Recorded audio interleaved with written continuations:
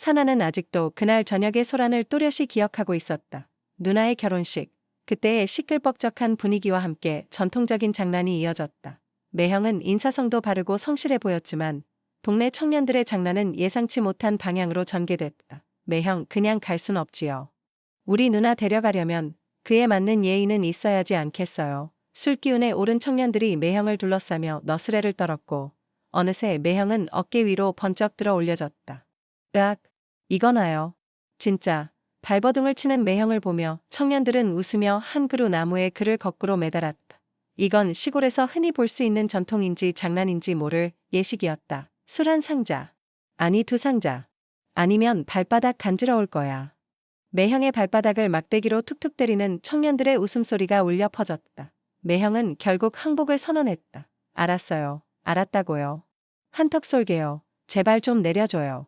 주변에서는 박장대소가 터졌고 누나는 웃으며 혀를 찼다. 그만 좀 해요. 창피하게 진짜. 하지만 눈가에는 미소가 가득했다. 그렇게 시작된 누나의 신혼생활은 감곡이라는 조용한 읍내에서 이어졌다. 사나는 자전거를 타고 주말마다 그곳을 들렀다. 그곳엔 작은 지물포가 있었다. 하얀 간판에 새한상회라고 쓰여 있었고 안에는 농사에 필요한 다양한 물건들이 가득했다. 비닐하우스 자재부터 농사용 로프까지 없는 게 없었다. 누나는 아침부터 저녁까지 바빴다. 사나야, 이 비닐 말이야. 오늘 같은 날엔 잘 팔린다. 농사 짓는 분들 다 비닐 씌우잖아. 응, 누나. 힘들진 않아. 힘들긴 집에서 농사일하는 것보다야 100번 낫지. 장사도 재밌고. 마을 사람들도 누나를 잘 따랐다. 기억력이 좋아 물건 위치도 척척, 가격도 바가지 씌우지 않고 무거운 짐은 매형이 오토바이에 실어다 주기도 했다. 어느 날은 할머니 한 분이 말했다. 그 집 딸 잘 키웠어. 손재주도 좋고 인심도 곱고. 감곡서 제일 장사 잘 되는 집이여. 사나는 지물포 문간에 앉아 누나와 매형이 함께 짐을 나르고 장부를 정리하는 모습을 멍하니 바라보았다. 세상은 조금씩 앞으로 나아가고 있었다. 농촌은 점점 더 조용해지는 그 와중에도 누나의 삶은 새로운 방향으로 분명하게 흐르고 있었다. 그 모습을 보며 사나는 어딘가 대견하면서도 조금은 부럽기도 했다. 그는 누나의 삶이 새롭고 진취적으로 흐르고 있다는 것을 깨달으며 자신의 미래에 대해 다시 한번 생각하게 되었다. 추석 아침, 아직 해가 중천에 뜨기도 전인데 마을은 이미 생기를 띠고 있었다. 짙은 연기 냄새가 골목을 타고 흘러들었고 사나는 그 냄새에 이끌려 마당으로 나갔다. 그곳엔 돼지를 잡기 위한 준비가 한창이었다. 푸르스름한 새벽 안개를 뚫고 들리는 소리, 커다란 솥에서 물이 끓는 소리, 칼을 가는 소리, 웃음 섞인 어른들의 대화. 사나야, 물 더 끓여라. 돼지에 붓게. 동네 형이 외치자 사나는 얼른 양동이에 펄펄 끓는 물을 담아 날랐다. 이미 숨을 거둔 돼지 위로 뜨거운 물이 붙자 김이 모락모락 피어올랐다. 청년들은 망설임 없이 손에 칼을 들고 능숙하게 돼지털을 밀기 시작했다. 칼이 지나간 자리마다 뽀얀 가죽이 드러났고 그 위로 김과 땀이 뒤섞여 흘러내렸다. 간은 누가 먼저 한 점 하겠어. 내장을 꺼내자 기다렸다는 듯 어르신들이 모여들었다. 누군가가 막선 간과 허파를 참기름에 살짝 버무려 고추장에 찍어내자 그릇을 중심으로 사람들이 둘러앉았다. 사나는 슬며시 한 조각을 집어 용기 내어 입에 넣었다. 입안 가득 퍼지는 진한 고소함과 아직 남아있는 따끈한 온기. 진하네. 따끈따끈해서 더 맛있다. 그의 말에 어른들이 너털웃음을 터뜨리며 소주잔을 부딪혔다. 그치? 이런 게 진짜 추석 맛이지. 추석 아침의 공기는 어느 때보다도 따뜻했고 그날의 기억은 사나이 마음속에 오래도록 남았다. 김서린 돼지 가죽의 질감, 참기름에 묻은 간 한 점의 깊은 맛, 그리고 말없이 손발을 맞추던 마을 사람들의 등줄기. 그건 단지 한 끼의 고기가 아니었고 함께 살아가는 삶의 온기였다. 집안에선 어머니가 전을 부치고 계셨다. 지글지글 기름 위에서 익어가는 동그랑땡, 노릇노릇한 호박전, 바삭한 동태전, 고소한 깻잎전, 기름 냄새가 부엌을 넘어온 집안 구석구석까지 퍼졌다. 사나야, 전 좀 가져가서 손님상에 내와라. 예. 사나는 쟁반에 전을 가지런히 담아 마루로 옮겼다. 그곳엔 서울서 내려온 누나네 가족이 앉아 있었고 군대 간 형이 보낸 소포속 사과가 한 봉지 놓여 있었다. 어릴 적 친구들도 하나둘 찾아와 어깨를 부딪히며 웃음꽃을 피웠다. 부엌에선 어머니가 빵도 굽고 계셨다. 시골 화덕에 넣어 굽는 고구마빵 같은 간식은 그 시절 아이들에겐 도시의 과자보다 더 귀하고 맛있는 간식이었다. 그때 막내 동생이 빵 하나를 몰래 들고 나가다 어머니에게 들켰다. 그래, 추석인데 많이 먹어라. 이럴 땐 배불러야지. 어머니는 웃으며 말했지만 손은 쉬지 않고 움직였다. 사나는 조용히 어머니를 바라봤다. 허리는 굽고 이마엔 땀이 맺혔지만 그 얼굴엔 오랜만에 진짜 미소가 떠 있었다. 이렇게라도 식구들 다 모이니깐 나는 그것만으로도 좋다. 어머니의 그 한마디에 사나는 작게 고개를 끄덕였다. 진짜 이게 명절이구나 싶었다. 바쁜 하루, 북적이는 마루, 지글거리는 전소리, 그리고 어머니의 미소까지 그 모든 것이 마음 깊은 곳에 조용한 비처럼 스며들었다. 그날의 풍경은 사나이 기억 속에서 오래도록 따뜻하게 남게 된다. 수연이는 동아은행에 원서를 넣었다며 수줍게 말했다. 보름 뒤에 시험 봐. 떨려 죽겠어. 사나는 놀란 듯 고개를 들었다. 그래? 잘 될 거야. 넌 뭐든 열심히 했잖아. 그렇게 말하면서도 마음 한켠이 이상하게 쓸쓸했다. 밤하늘을 바라보며 나란히 앉은 두 사람 사이로 짓고 조용한 침묵이 흘렀다. 사나는 마른 풀을 하나 집어들며 조심스럽게 물었다. 근데 혹시 서울지점 같은 데로 발령나면? 우리 자주 못 보겠네. 수연이는 쓴웃음을 지었다. 응, 그래도 취직은 해야 하잖아. 나도 집 걱정 덜고 싶어. 사나는 말없이 고개를 끄덕였다. 그녀가 옳았다. 그런데도 속이 뒤숭숭했다. 수연이의 꿈이 가까워질수록 어쩐지 그녀는 점점 멀어지는 듯한 느낌이었다. 그냥 꼭 붙어라. 수연아. 응, 너도 좋은 데 가게 될 거야. 서로 그렇게 말은 했지만 마음속 깊은 곳엔 말하지 못한 감정들이 웅크리고 있었다.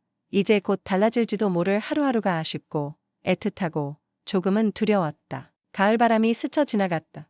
잡초 위에 나뒹구는 빛바랜 낙엽처럼 두 사람의 청춘도 어느덧 끝자락을 향해 조용히 걸어가고 있었다. 며칠 뒤 수연이는 사나에게 작은 쪽지를 건넸다. 학교 끝나고 다리 밑에서 보자고 삐뚤빼뚤한 글씨로 적혀 있었다. 사나는 가슴이 철렁 내려앉았다. 무슨 일일까? 혹시 안 좋은 소식은 아닐까? 수업이 끝나자마자 가방을 메고 곧장 달렸다. 강가로 흐르는 좁은 길, 갈 때는 바람에 흔들리고 다리 밑에는 붉은 노을이 천천히 퍼지고 있었다. 수연이는 먼저 와 있었다. 물가에 앉아 조용히 발끝으로 수면을 건드리고 있었다. 사나가 다가가자 수연이는 고개를 들었다. 맑은 눈빛 속에 어딘가 아련한 빛이 스며 있었다. 붙었어. 사나는 순간 멍해졌다. 응? 뭐라고? 동아은행. 합격했어. 그 말에 웃어야 할지 울어야 할지 몰랐다. 수연이는 미소를 머금었지만 눈동자가 살짝 떨리고 있었다. 사나는 조심스레 고개를 끄덕였다. 잘했다. 진짜. 축하해. 수연아, 고생했어. 그 말을 끝으로 둘 사이엔 잠시 침묵이 흘렀다. 물소리, 바람소리, 멀리서 들리는 기적소리, 모든 게 아득하게 퍼져갔다. 수연이가 조용히 입을 열었다. 우리 지금처럼 자주 못 볼지도 몰라. 서울 발령 날 것 같대. 사나는 입술을 깨물며 말했다. 그래도 우리 마음은 멀어지지 않을 거야. 수연이는 고개를 끄덕였다. 그랬으면 좋겠다. 그러고는 두 사람은 나란히 강가를 따라 걷기 시작했다. 강물 위로 햇살이 부서지고 말없이 이어지는 발걸음마다 무언의 다짐이 스며들었다. 그러다 수연이가 입을 열었다. 나 너 많이 좋아했어. 사나는 걸음을 멈췄다. 심장이 크게 뛰었다. 나도 그래. 말은 못했지만 늘 그랬어. 그들은 말없이 손을 잡았다. 강물은 유유히 흘러갔고 그날의 온도는 아주 오랫동안 두 사람의 가슴속에 머물렀다. 사나는 등줄기에 땀이 흐르도록 장작을 팼다. 땡볕 아래에서도 도끼질을 멈추지 않았다. 나무 토막은 사나이 발밑에서 하나씩 둘로 갈라졌고 조용한 공기 속엔 도끼날이 박히는 소리만 또렷하게 퍼졌다. 마치 무언가를 밀쳐내듯 사나는 더 세게, 더 빠르게 도끼를 내리쳤다. 가슴 한쪽이 아려왔다. 그 감정을 어떻게 해야 할지 몰랐다. 말로는 안 됐다. 울 수도 없었다. 그래서 그는 그저 몸을 혹사시키는 방법을 택했다. 어깨는 무겁고 손바닥은 벌겋게 달아올랐지만 잠시라도 아무 생각 없이 있을 수 있어서 좋았다. 땀이 눈으로 흘러들어 시야가 흐려졌다. 그 와중에도 수연이의 얼굴이 떠올랐다. 강가에서 마주본 눈빛, 작게 떨리던 목소리, 그리고 마지막에 잡았던 그 손의 온기. 사나는 이마를 팔목으로 훔치며 조용히 혼잣말처럼 중얼거렸다. 잘 가라. 수연아. 나무 토막 하나가 쨍하고 두 동강이 났다. 도끼날이 쩍쩍 나무를 가르자 마음속 무거움도 함께 갈라지는 듯했다. 잠시 땀을 훔치고 고개를 들었을 때 인선이 아저씨 집이 눈에 들어왔다. 어느새 얼룩소가 5마리로 늘었고 아저씨는 소 젖자느라 종일 바빴다. 야, 인선이 참 대다녀. 마을 사람들도 이제는 수근거리지 않았다. 누군가는 그 얼룩소가 저 집을 살렸어 라고 말하기도 했다. 집에 돌아오니 마당에서 메리가 낑낑거리며 새끼를 돌보고 있었다. 조그맣고 젖은 털뭉치 3마리가 메리 곁에서 이리저리 꿈틀거린다. 사나는 조용히 앉아 그 모습을 바라보며 손을 뻗었다. 새끼 강아지 1마리가 손가락을 핥는다. 생명은 그렇게 조용히 그러나 힘차게 시작되고 있었다. 그날 밤 사나는 수연의 합격 소식을 다시 떠올렸다. 축하와 이별이 함께 엉켜버린 감정이었다. 하지만 어쩌면 그리움이란 건 이렇게 일상 속에 조금씩 스며드는 것일지도 모른다. 장작 속에도 얼룩소에도 새끼 강아지에게도 사나이 하루는 그렇게 조용히 계속되고 있었다. 가을볕이 따사롭게 내리쬐던 어느 날이었다.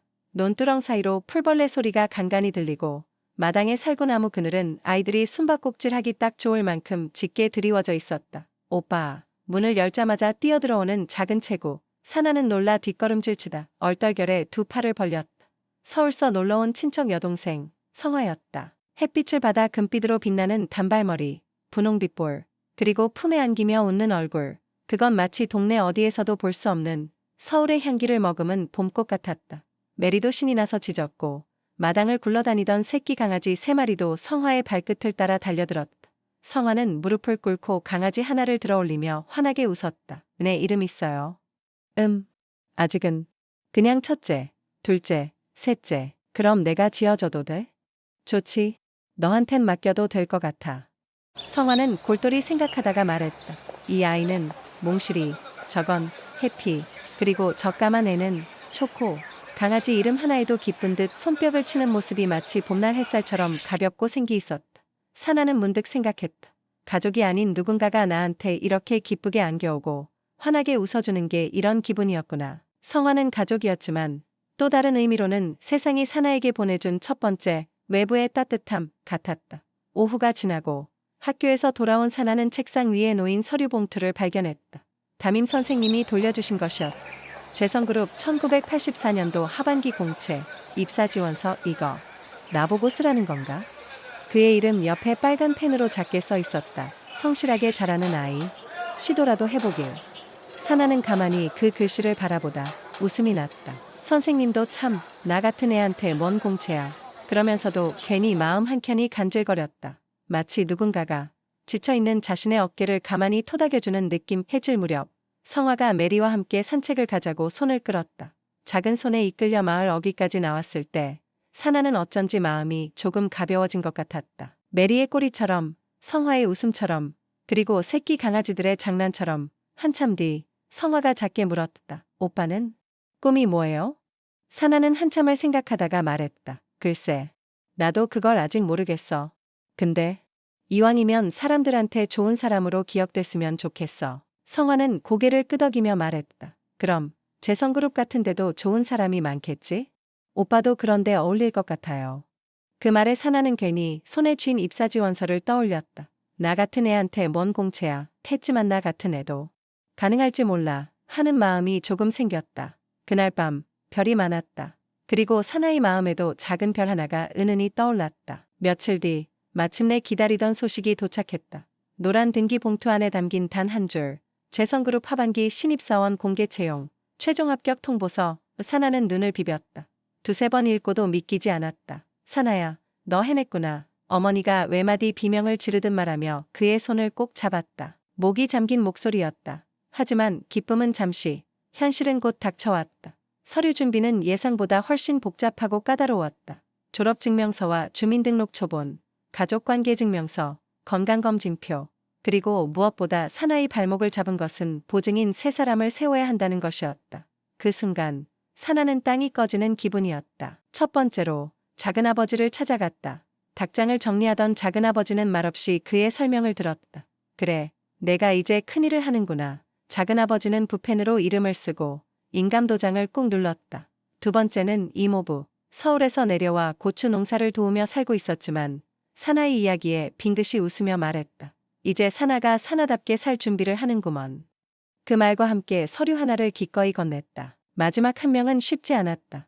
몇 명의 친척들은 요즘 세상에 라며 조심스러워했고 결국 사나는 용기를 내어 동네 이장님을 찾아갔다.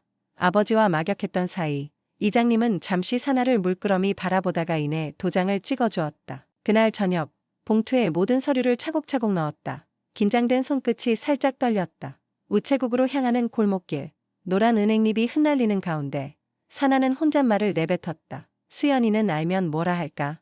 잘했다고 해줄까? 바람이 그의 머리칼을 흩뜨렸다. 가을빛은 더욱 깊어져 있었고 그의 그림자도 길게 늘어지고 있었다. 어쩌면 그림자는 아직 혼자인 그의 오늘을 닮아 있었지만 편지를 넣고 나온 순간 사나는 느꼈다. 자신의 삶이 천천히 그러나 확실하게 다른 계절로 넘어가고 있다는 것을. 사나의 꿈 오늘은 여기까지입니다. 지금까지 아리수였습니다.